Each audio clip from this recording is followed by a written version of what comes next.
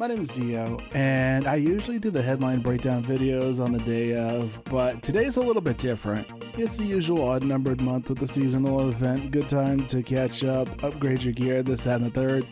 Near the end of today's headline, we received some rather bittersweet news. Our man Hiro Arai is moving on to greener pastures. This comes on the heels of the announcement the other day that official NGS VTuber Papona is leaving, or graduating as they call it in the VTuber world.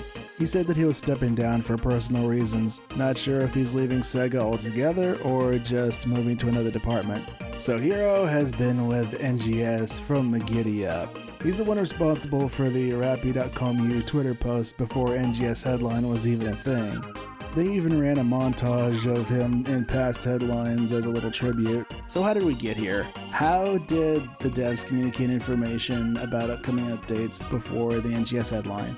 What was it like when the game was JP only? So back in the day, there would be live streams featuring Sakai-san and whoever was director at the time, along with some other folks.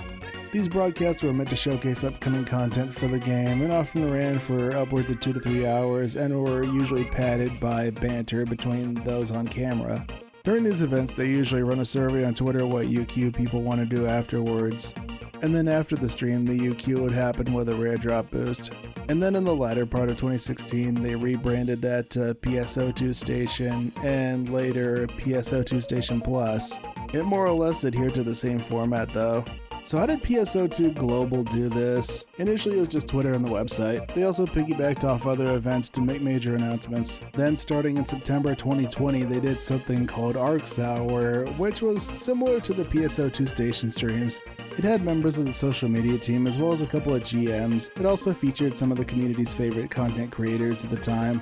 It's an interesting time capsule. I think the only content creators that were on there that still actively play and cover the game to this day are Karopi and Chrono. I think the only ones that came up alongside PSO2's global release that are still actively playing and streaming it to this day are myself and Kirana Fiore. Biggest of love, biggest of shoutouts to the homegirl Kiki. Renova and Cheeto also come to mind. Biggest of love to them as well. Now, I know this has probably poked the Doomer Hornet's nest yet again with these announcements. Oh my god, what? Papona's quitting? Hiro's quitting? Ah, the game is doomed! Doom-de-doom-doom! Doom-de-doom-doom-doom! I should have to remind people that these are just mouthpieces, especially Hiro. The game's not going anywhere. NGS will still continue. Straight out of the man's mouth. Do I have to play the clip? Because I will. NGS will continue on, so I hope you all will keep enjoying the game. Oh, is that Hiro? NGS will continue on, so I hope you all will keep enjoying the game. Exactly.